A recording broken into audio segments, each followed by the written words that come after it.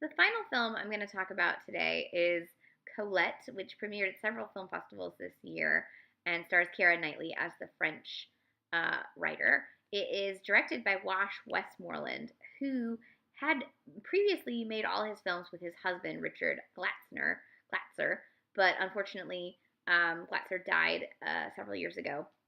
And this is, I believe, his first film without his directing without his partner since this death. So their previous film was Still Alice, which I liked bits of, and I liked this movie way better, to be honest. And it was written by with Wash and Richard together, plus Rebecca Linkiewicz, Linkiewicz. There we go. It's produced by Christine Vachon, who is one of the great working producers today. And it stars Keira Knightley as Colette and follows the years in which about a year or so of prior to her husband marrying her husband, and then about 10 years in the life of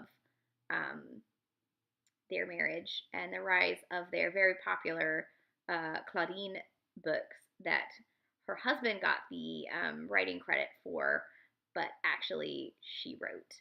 And it goes through sort of them getting married, them writing this book, these series of books, the rise in the popularity of these books, the changing times from the turn of the century and the Belle Epoque,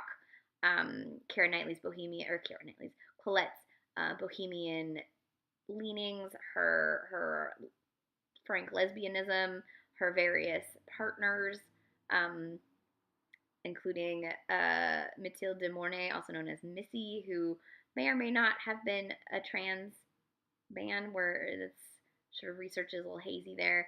Very leaf butch lesbian.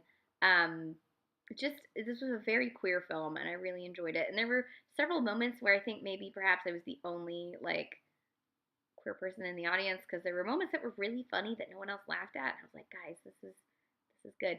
It's also surprisingly, although maybe not surprisingly, because there was a woman co-writer, fiercely feminist, and there's some moments of just sort of righteous anger that I really enjoyed, and some just really great digs at toxic masculinity and really masculine hubris and masculine just I'm trying to think of the word I'm looking for. Not privilege is not the word I'm looking for, but where they assume that that's just the way it's okay because they are who they are because they're men. Presumptions. I don't know what the word I'm looking for is, but there's just several moments where Colette and even her mother's character just put men in their place, and they're like, fuck it. Like one of the early moments that were so good when she is first having issues with her husband. She goes home and she's telling her mom like maybe she just needs to get used to marriage, and her mom's like maybe marriage needs to get used to you, and it was like, oh shit.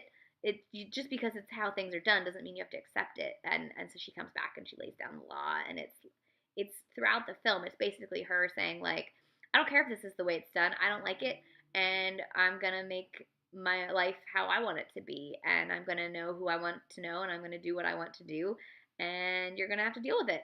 And that was very powerful and empowering, and just there's great chemistry with all of the characters. Keira and Dominic West have great chemistry. Dominic West's just bellowing.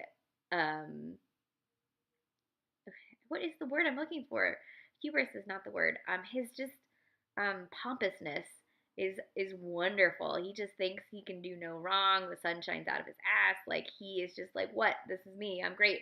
And Kara's character is just like, no, like, and she just keeps knocking him down pegs that he needs to be knocked down, and it's lovely.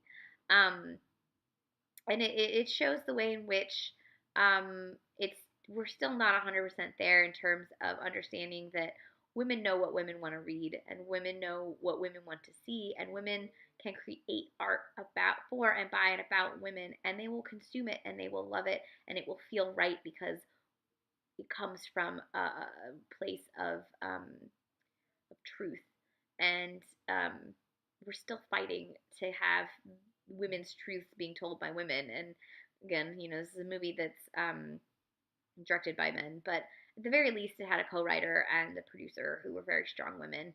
And Keira Knightley is one of, I think, the great actresses working today, and has a very strong point of view of what she wants to put into the world, and she makes sure that her role choices follow that.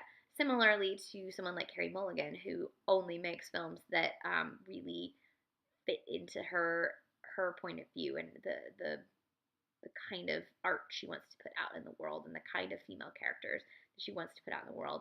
And I'm glad that we're at a place where there are actresses who have the power to do that again. It reminds me of back in the day, you had a handful of Hollywood actresses like Joan Crawford and like Betty Davis who could say, and Olivia de Havilland, who were like, I want to do this kind of role and I refuse to do anything else. And fortunately, we're at a place where there are women who can still do that, but there's so many who can't, and they get stuck in these like shit roles. The other thing I thought was great about this film is anytime there's a period piece and it's all white, you're like, that is not accurate, and it has not been accurate. And this film did a great job of having background and um, speaking characters who weren't just white, because France was a country that was always full of immigrants and always full of um, generations of non-white people, and this film did a good job of showing that. And so that I thought was good. Just like a side note. So this movie is very queer. Keira Knightley is very queer in this film. Um, Hopefully, it will inspire many a teen queer girl to go out and be her own self. I hope so. I've actually never read any Colette, and I feel like now I have failed my own self, so I need to look that up and find her books and read them. Um, so this is Colette. It's from 2018. It stars Keira Knightley. It's directed by Wash Westmoreland, and it's in theaters right now. I recommend looking it up, trying to find it, and watching it.